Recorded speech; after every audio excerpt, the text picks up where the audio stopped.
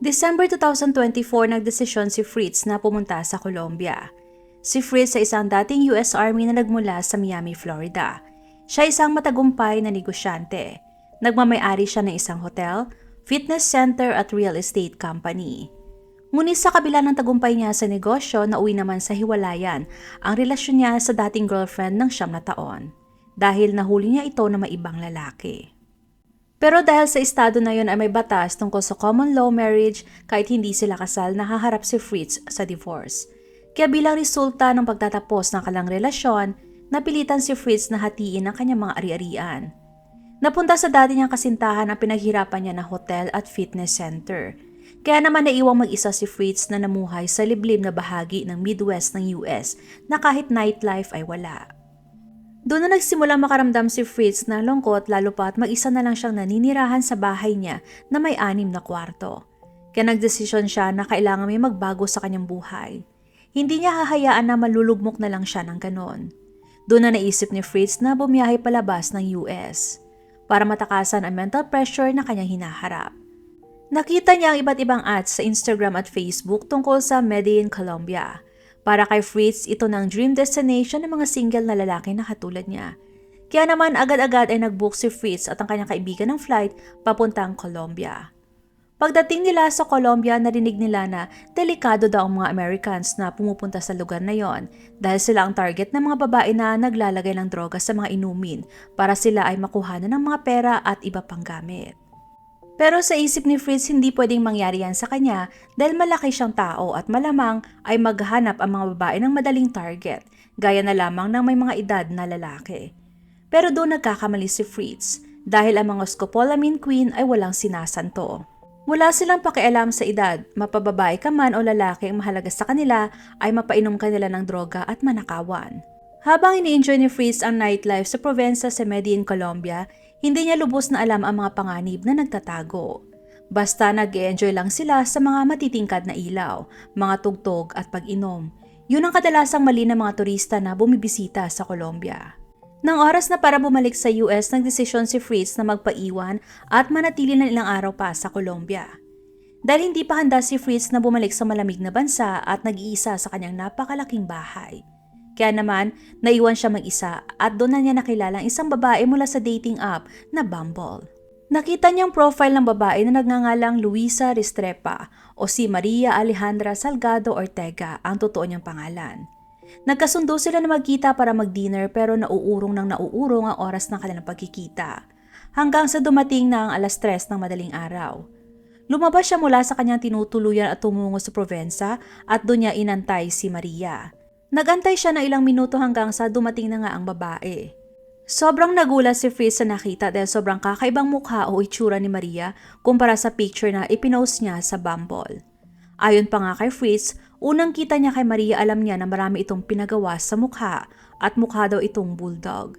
Para kay Fritz, hindi attractive sa personal si Maria pero magandang hubog ng katawan nito at maganda manamit.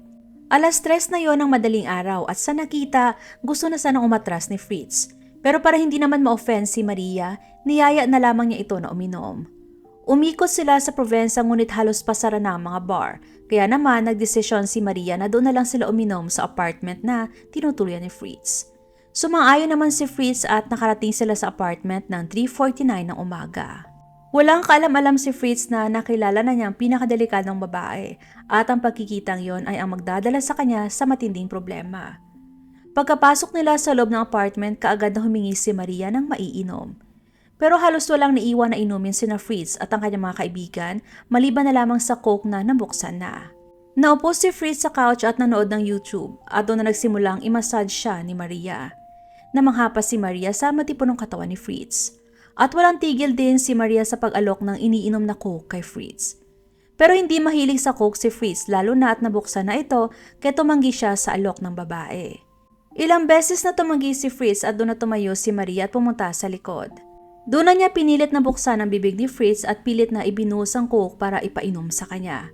Kaya naman may nainom si Fritz at ang iba naman ay natapon pa sa kanyang dibdib.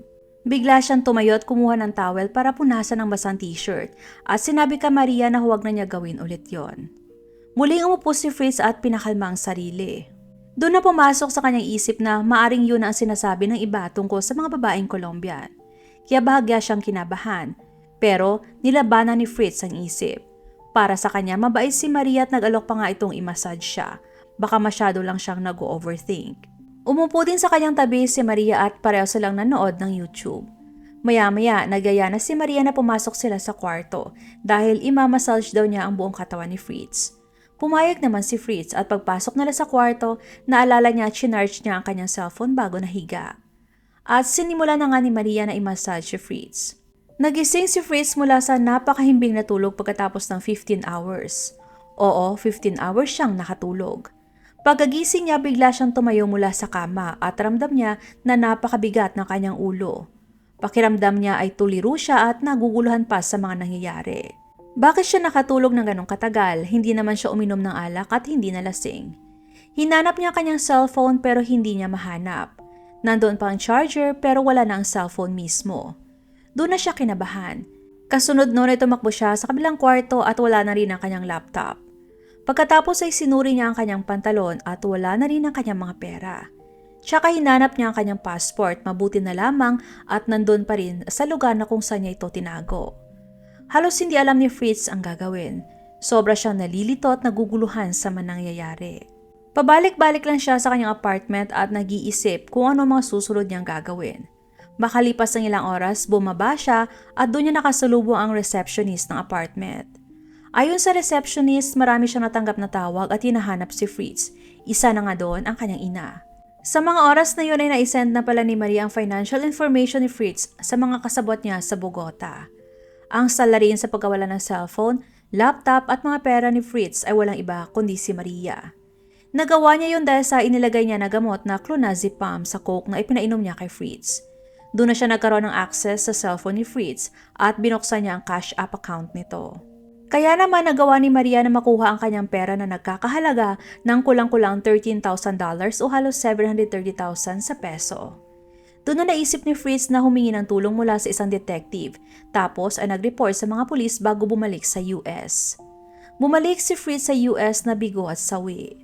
Ang hangad sana niya na makahanap ng taong mamahalin sa Colombia ay nauwi sa bangungot. Isang pangyayari na sigurado hindi niya makakalimutan buong buhay.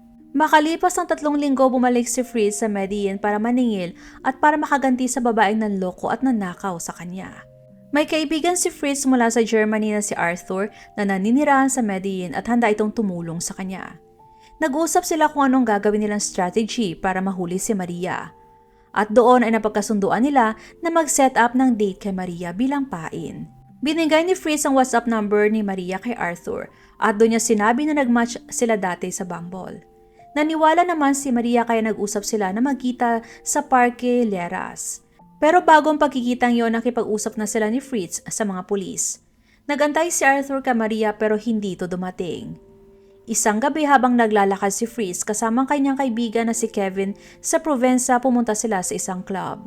Doon ay may nakilala si Kevin na isang babae at masaya sila nag-uusap. Kaya naisipan ni Fritz na lumabas muna ng bar at maglakad-lakad at bigla niya nakita si Maria na may ka-holding hands na ibang lalaki. Kagad nilapitan niya si Maria at saka hinawakan. Di na niya ito pinakawalan pa. Pero nagpupumigla si Maria, nakawala at mabilis na tumakbo. Hinabol ni Fritz at muling nahuli.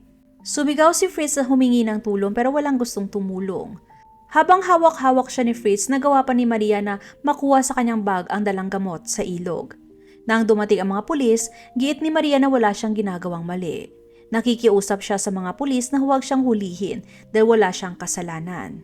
Pero halos hindi pa naniniwala ang mga pulis sa paliwanag ni Fritz dahil halos wala siyang may pakitang ebidensya laban kay Maria dahil hindi siya ganun kahanda.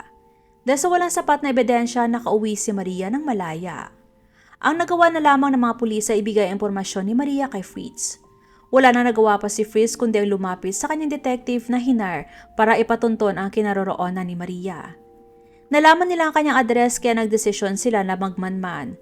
Nagantay sila malapit sa apartment ni Maria pero nabigo sila dahil hindi nila ito nakitang lumabas o dumating. Halos hindi na rin nauwi si Maria sa kanyang tinitirhan. Determinado si Fritz na mahuli si Maria kaya hindi siya titigil hanggat hindi ito makukulong. Pero mukhang nakakaamoy na si Maria na pupuntahan ang kanyang apartment kaya di na ito umuwi. Kasunod nun ay nag-isip muli si Fritz ng panibagong taktika. Yun ay ang iset up ulit ng date si Maria. Pero mukhang alam na ni Maria na isa yon sa mga kakilala o maaring si Fritz na naman ang kanyang kakatagpuin, kaya hindi siya sumisipot sa mga nasabing date. Doon na sila nabigo. Lahat halos ng paraan ay ginawa na nila pero ang dulas ni Maria. Ilang taon na niya itong ginagawa kaya sanay na siya sa kanyang mga gagawin. Hanggang sa isang araw na balitaan na lang ni Fritz na nahuli na pala si Maria noong March 18 nitong taon. Siya ay nahuli sa isang hotel kung saan pansamantala siyang nanunuluyan. Siya ay kinasuhan ng aggravated theft at qualified aggravated theft. Hindi alam ni Fritz kung paano nahuli si Maria, pero nung nakita niyang video ng pagkakahuli nito, sobra siyang nahimasmasan at masaya siya dahil alam niya na makakamit na niya ang hustisya.